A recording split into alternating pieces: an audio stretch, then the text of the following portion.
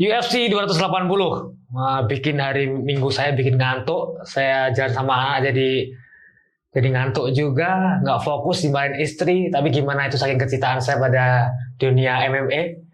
Terus ya bikin semuanya kacau. Tapi ya saya suka, saya seneng dan sangat menarik sekali karena fight card-nya sangat menarik, banyak banget bertabur bintang-bintang. Bukan begitu Bang Bram? Ya bener, ini bener-bener fight yang ditungguin sama semua orang. Mau namanya dari fight yang sebelum-sebelumnya, dari berapa bulan yang lalu, pasti omongannya, saya selalu ditanyain, Bung Bram, tolong bikin reviewnya. Wah, tolong bikin reviewnya. Udah saatnya gitu, bikin previewnya. Tapi ya, berarti semua orang itu bener-bener menunggu nih. Islam Makhachev, yang sudah ditawarkan selalu mau jadi juara, yang semua orang dihindarin, semua orang akhirnya dapat kesempatan untuk merebut sabuk juara. Tapi menurut Bram, sesuai ekspektasi nggak sih UFC 280 itu? Waduh. Karena kalau buat saya ada beberapa pertarungan yang di luar ekspektasi saya. Lebih loh kalau buat saya itu. Iya. Bener-bener lebih. Jadi kalau kita lihat nih, banyak sekali yang menurut saya itu apa yang saya harapin ternyata itu orang performance-nya bener-bener jauh lebih daripada apa yang diharapkan. Coba kita lihat pertama yang Sean O'Malley. Sean O'Malley sama Petr Yan. Di dua-duanya bagus. Tapi saya pikir itu bakal one sided. Sangat satu arah didominasi oleh Petr Yan. Enggak juga tuh. Memang ada satu arah, tapi enggak sampai memang menurut saya menurut saya nih ya. Menurut saya judges-nya memang saya nggak setuju sama judges-nya. Saya nggak setuju sama jurinya. Tapi bahwa itu bisa sampai membawa ke split decision. Walaupun itu benar sampai dia memberikan perlawanan sampai bisa split decision, itu kan menunjukkan bahwa itu di luar ekspektasi. Memberikan perlawanan yang sangat luar biasa ya. Bener. Si Sean O'Malley-nya. Terus kan kita lihat tuh waktu tanding kemarin tuh penonton pada saat diumumin tuh. Iya. Berarti kan banyak banget yang kecewa ya. Banyak yang kecewa. Dan itu kontroversi banget di dunia maya itu, banyak banget. Wah, harusnya si Petr Yan menang, harusnya begini gitu. Benar. Dan yang pasti gini, yang kita lihat, coba ikutin yang namanya itu verdict MMA ya? Verdict MMA. Ya. Nah, verdict MMA itu biasanya kan dia selalu melihat penonton itu penilaiannya seperti apa. Dari sudut pandang penonton? Dari sudut pandang penonton. Ya oke, fine. Mungkin penontonnya nggak terlalu tahu gitu ya. Tapi kan dia pasti bisa menilai siapa yang lebih dominan gitu.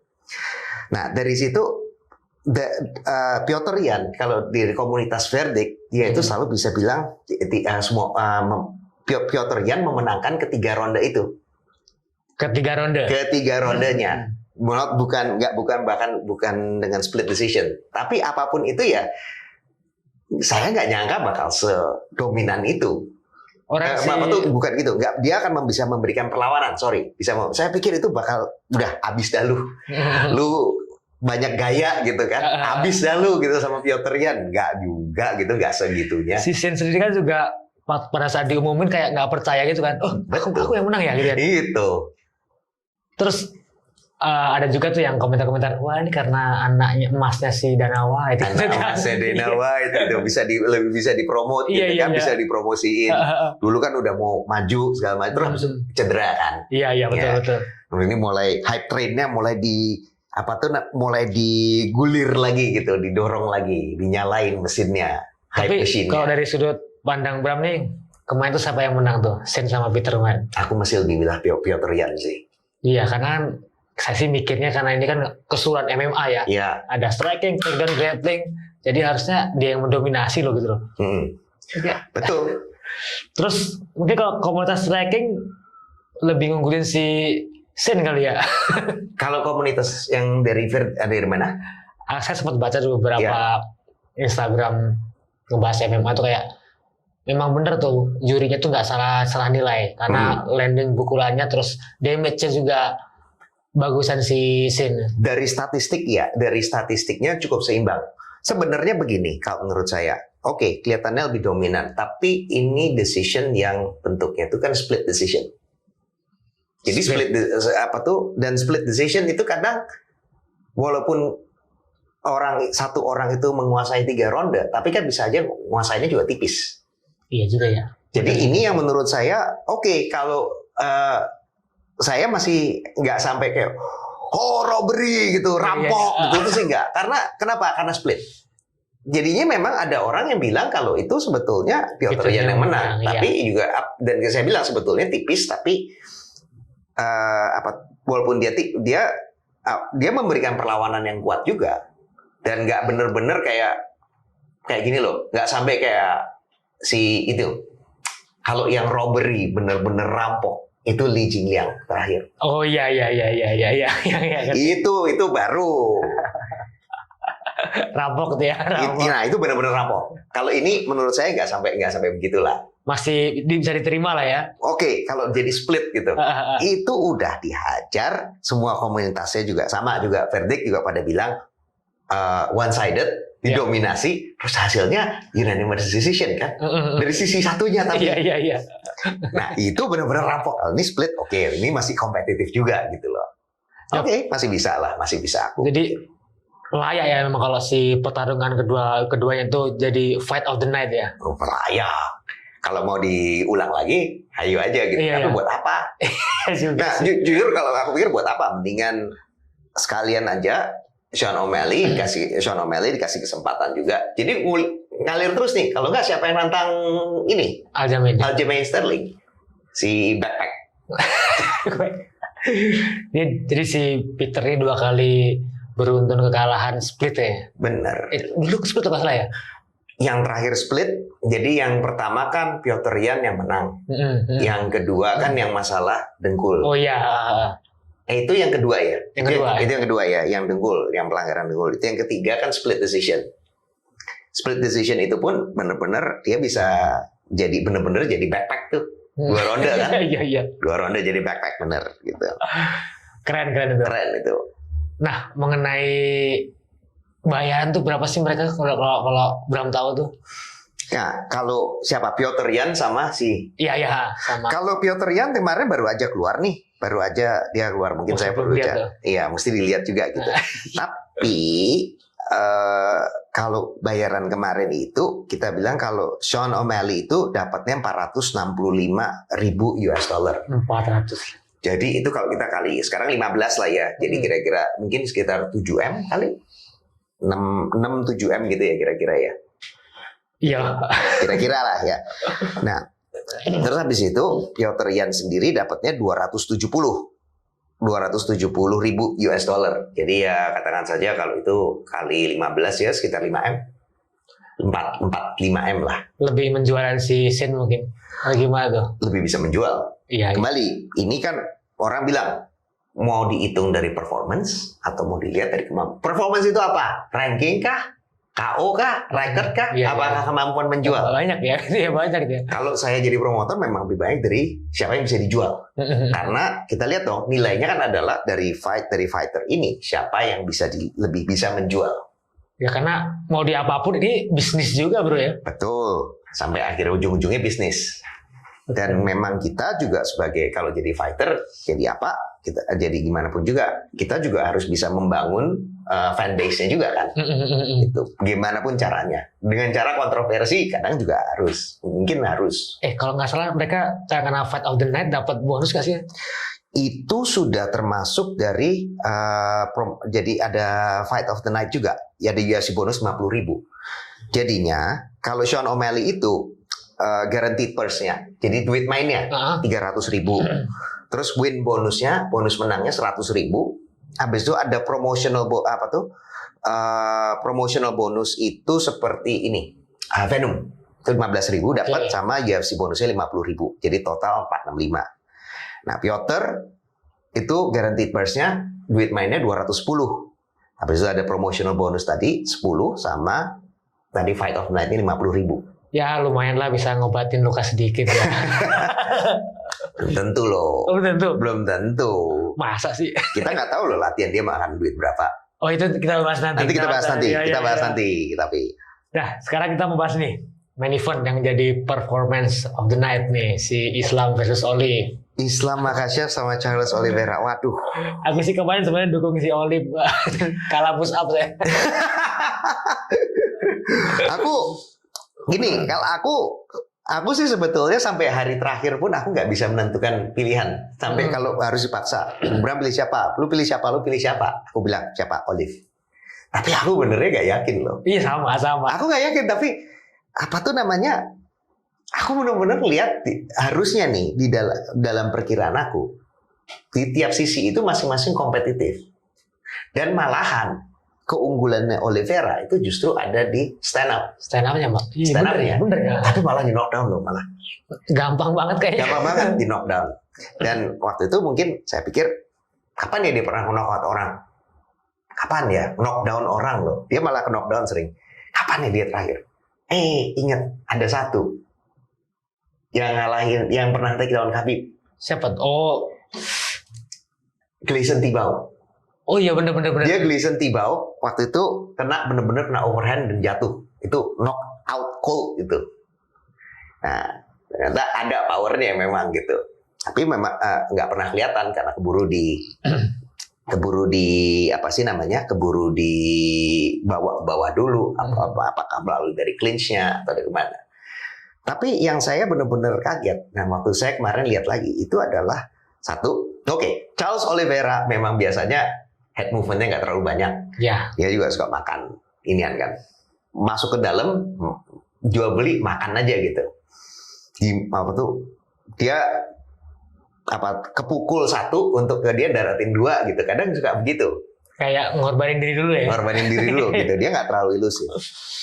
Nah, ternyata dari di posisi stand up, saya baru sadar kenapa Islam Makhachev itu hampir nggak pernah disentuh. Saya pikir dulu saya pikirnya waktu ngelihat itu karena dia itu bisa masuk ke dalam, habis itu masuk ke dalam wrestling range, sehingga lawannya nggak bisa mukul. Dan dia bisa ngambil timingnya benar. Ternyata dia itu bisa bukan hanya masuk, tapi keluarnya juga kencang, cepat banget. Waktu kita lihat tadi, dia benar-benar punya keunggulan kecepatan yang jauh lebih tinggi dibandingin Charles Oliveira. Charles Oliveira kan coba, dia maunya apa? Dia pakai push kick. Push kick, selalu diawali dengan itu. Selalu pakai push kick. Flying ini sering juga. Terus habis itu mukul juga sama. Dia waktu jual beli masuk, habis itu dia pasti nyelipin ada 1-2 pukulan yang kenceng. Sama ketemu ada sama Dustin Poirier, sama Justin Gaethje. Dua-duanya juga kena waktu lagi jual beli, ya kan? Waktu lawan Islam Makhachev, waktu dia mau mulai jual beli, waktu deket mau masuk jual beli, Islam Makhachev udah kabur. Cepet banget keluarnya. Cepet banget dia keluarnya. Aku lihat lagi, gila bener juga ya. Dan kaburnya itu tempat yang sulit diprediksi ya dia. Bener, ganti-ganti. Satu, waktu dia mau push kick, dia bisa tuh ngindar, mundur dikit aja. Habis itu counter lagi, cepat. Masuk lagi. Ceprot, masuk lagi gitu. Masuk lagi counternya. Habis itu waktu mau masuk, waktu flying knee juga sama. Itu flying knee itu dilakuin lumayan sering tuh. Entry pakai flying knee, terus habis itu dia masuk untuk bisa masuk ke clinch, bisa juga dia juga bisa masuk ke clinch atau dia open, terus habis itu dia pakai hook. Hook atau elbow, knockdown. Malah knockdown, gila. Itu opening sequence yang ada dan udah dipelajarin bener-bener itu holy gitu loh. Tuh. Pastinya harus pakai modal juga ya latihannya ya. Ya, jadi dia itu bener-bener apa yang kita pikir ada keunggulannya. Waktu itu saya pikir ada keunggulannya, justru malah bukan cuma itu aja. Jadi ada satu lagi yang menarik. Oliveira itu sepertinya menurut saya, walaupun dia bisa serampangan, kali ini dia lebih agresif. Sepertinya dia bilang, kan dia ngomong, aku mesti ngabisin, kamu bakal KO di ronde pertama. Kayaknya tuh dia bener-bener maksa harus KO di ronde pertama. Iya, ngoyo banget deh. Ngoyo banget gitu. Satu. Jadi kayaknya dia nggak disiplin. Apakah dia bener-bener pengen membuktikan diri, atau emang rencananya begitu? Menurut saya sih nggak. Dia kayaknya lebih pengen buktiin kalau dia bisa KO di ronde pertama. Nah, di lain sisi, Makhachev disiplin banget. Dia nggak buru-buru ke takedown. Dia mau masuk clinch, dia tahu clinch jawabannya adalah takedown pakai sweep, pakai inside dari dalam kan, didorong ke bawah. Habis itu dia nggak ngejar submission loh. Dia nggak ngejar submission, dia nggak ngejar ground and pound terlalu agresif. Dia ngabisin aja di bawah, ngabisin tenaga lawannya. Memang kan dia bilang, ronde 1-2 saya tenggelamin. Ronde 3 baru kamu saya tarik ke bawah. Istilahnya digerus dulu ya. Digerus dulu. Nah, dia disiplin banget. Opportunity-nya ada, kesempatannya ada, tapi dia tetap disiplin. Ini yang paling hebat. Kalau menurut Bram nih sama nggak pola permainannya si Islam sama Habib nih? Beda. Beda. Menurut saya, Makhachev lebih lengkap. Iya. Oke. Jadi gini, ini analisanya begini. Makhachev, jadi kita tuh mesti lihat Makhachev itu ada dua. Makhachev sebelum Habib retire, sebelum dia pensiun, dan sesudah Habib retire. Oke. Nah, bedanya apa? Makhachev sebelum Habib retire, itu dia lebih banyak seperti satu, dia counter puncher, satu, kedua adalah takedown dia. Itu biasanya yang kalau saya perhatikan, itu banyakan dari hip throw. Dan yang paling menarik, dan ini kita lihat nih, ini makanya saya bilang, kok bisa ya Oliveira kayak begitu? Adalah gini, Makhachev itu dari dulu kuatnya itu adalah kalau lawan dapat underhook. Oh iya. Kalau lawan, apalagi gini, orang wrestling, orang gulat, orang BJJ, rata-rata kan kita tahu, kejar ya underhook ya, double underhook, kejar tuh, fight itu underhook, di bawah ketek gitu, biar aja bau, gitu kan. Tapi begitu dia dapat double underhook, kita biasanya nyaman, asik, udah kontrol, tarik nafas sedikit, tarik nafas. Bentar, ya kan? Dia kalau dapat dua double underhook malah bisa ikat dibanting, gitu loh. Nah itu, kenapa kok Oliveira udah tahu begitu dari pertama? Bukannya dia keluar habis itu diulang lagi ya. Yang pertama saya ngerti gini, yang pertama itu dia dorong begini, saya pikir wah ini didorong begini, yakin lu mau begini, mungkin mau keluar sambil pakai si elbow, dipaksa terus ya dibanting lah yang pertama gitu kan. Yang kedua lagi malah yang dilatih kan. Iya. Yang malah yang dilatih. Jadi itu adalah bentuk Makhachev yang udah lama, yang dari dulu. Tolong ditekan, habis itu dia bisa counter itu takedown-nya. Ini seperti kayak, karena kan dulu kan dia partnernya si Habib ya. Kayak bikin counternya Habib sendiri ya. Betul. Kalau menurut saya gini, almarhum Abdul Manap itu sengaja membentuk timnya seperti itu, masing-masing ada penyeimbang. Jadinya itu, dalam hal ini sepertinya adalah apapun yang Habib lakukan, itu harus ada orang yang siap nge-counter, dan itu adalah si Islam Makhachev. Mau ngejar double underhook ya ada siap tuh Islam Makhachev siap. Kalau sama Islam Makhachev aja bisa nge-takedown Islam Makhachev, berarti takedown yang lainnya juga bisa, gitu kan? Betul. Nah, Islam Makhachev udah, dan Habib yang biasanya cuma straight 1-2. Yang shoot ya. 1-2 shoot itu kayak begitu. Nah 1-2-nya itu bisa di take down mungkin dengan speednya, dengan counternya. Dia disiapin bagaimana counter dari serangan-serangannya itu. Jadi memang dia ternyata sepertinya itu adalah dia dibuat seperti dia counter dari Habib. Gitu. Begitu Habib retire, sepertinya itu dia kayak warisin ilmunya nih. Take down-nya mulai ada, Dagestani handcuff-nya mungkin banyak. Submission-nya makin tajam gitu. Sama mungkin ya jati dirinya keluar tuh ya. Betul. Ya itu mungkin karena dia sekarang jadi nomor satunya. Mungkin seperti itu. Oke. Kedua. Dan yang paling kaget adalah bisa ngabisin Makhachev. Ini yang submission kita ngomong. Oke, fine. Dia mungkin lagi oleng, barusan kena counter. Barusan kena pukulan, knockdown. Tapi ya, kita coba lihat tuh, ada dua yang aku heran. Dia langsung masuk ke bawah, langsung ngejar arm triangle. Iya, side choke ya. Langsung ngejar side choke. Dan dia dengan relanya masuk ke half guard. Nggak langsung ngejar samping, dia ngejar posisi half guard. Langsung ya. Padahal kalau untuk orang-orang biasa itu udah masih belum posisi mateng lah ya. Enggak. Kita nggak mateng, kita posisi kayak gitu, masa mau ngejar side choke sih? Iya. Enggak lah, kita paling kan kita pass guard atau apaan gitu. Iya, passing dulu masuk ke side atau orang kayak gini, atau atau kita muter kayak si waktu lawan Justin Gaethje. Masuk, habis itu waktu orang yang berdiri dia ke back. Ya. Palingan kan gitu kita mikirnya. Mungkin ini pemikiran orang BJJ emang. Iya mungkin ya. Mungkin ini dia tahu, dia orang BJJ mikir gini. Bener juga, bener. Terus habis itu dia pikir, ini kan orang Sambo, beda gitu pikirnya. Cara guletnya dia juga beda. Nah, masuk ke situ, ke side choke yang saya nggak nyangka. Begitu dia bisa pass guard-nya gampang banget. Cepet loh itu dia. Dia taruh begitu. Dan dia bisa lewatin half guard itu dengan gampang. Dengan seperti kayak nggak ada apa-apa. Tapi posisinya udah simpulnya udah dapet. Udah simpulnya dapet. Nah, waktu dia biarin miring, habis itu malah dibalikin lagi ke bawah.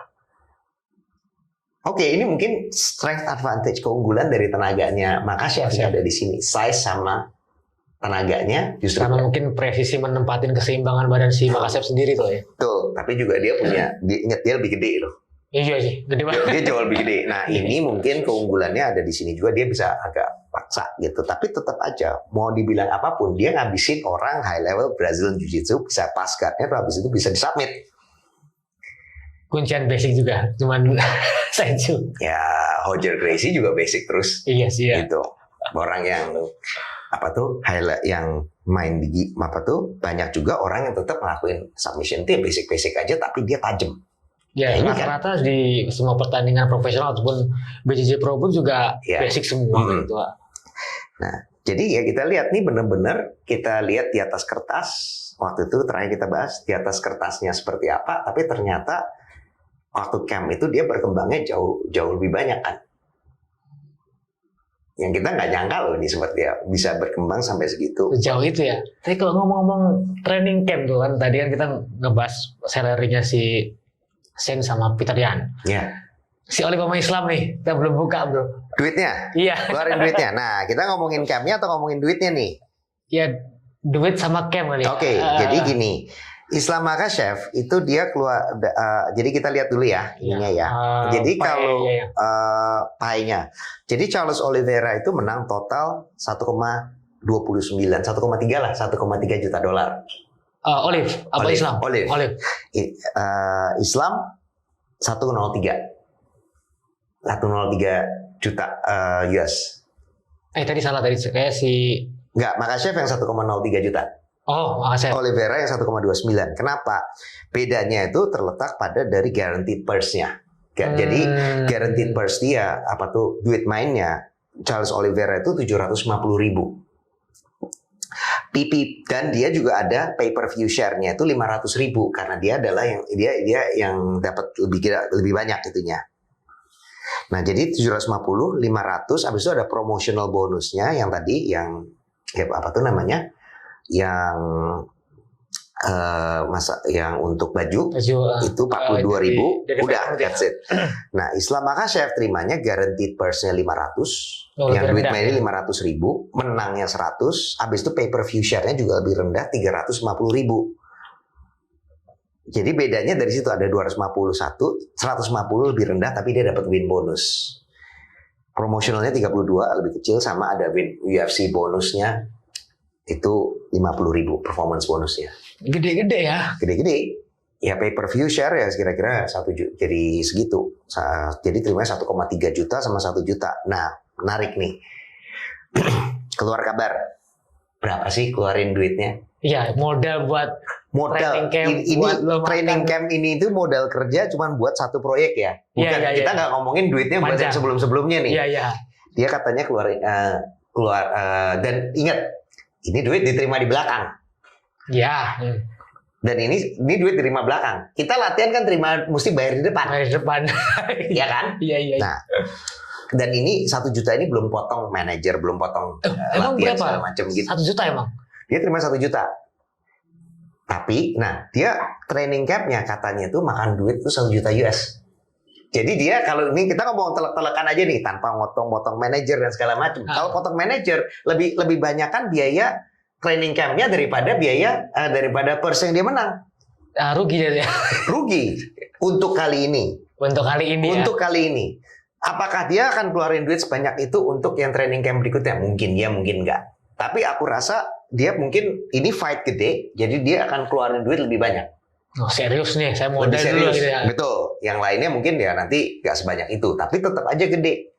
Ya come on lah, fight camp aja kan nggak segitu nggak sebegitu.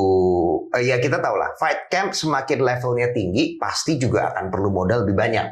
Betul, betul. Ngomong paling kasar, gini lah, waktu kita mulai karir, kita jadi hobiis gitu. Kita hobiis, belum cari mangkok nasinya belum dari sini. Ya berapa sih? Iya masih ya nggak berasa gitu kan. Nggak berasa gitu kan. Nah begitu nanti makin serius kan, ya levelnya nambah. Bener banget. Ya gitulah. Gitu. Wah, tidak berarti untuk fight kali ini Islam Nah kalau rugi dulu ya. tapi kalau kita bilang ya gini lah, WP apa tuh namanya, ada harga ada rupa lah. Oh iya bener. Ada harga ada rupa ya. Mau level tinggi begitu siapnya mesti mahal lah. Emangnya fighter kalau terima duit terus habis itu kipas-kipas? Enggak juga ya. Enggak lah. Fighter gimana kalau mau itu mau terima duit ya pasti pertama buat apa? Lunasin dulu, bikin buat latihan dulu supaya ilmunya nambah terus. Ini kan? menarik banget nih. Ini kita bisa sangkutin ke pembahasan yang selanjutnya yang kita bahas nih. Apa? Yang geger banget di Indo, JK versus Kiwon Bin nih. JK bener-bener. Pokoknya pertama kita bilang selamat buat JK. Yes. Bener-bener luar biasa. Mantap, luar mantap. luar biasa.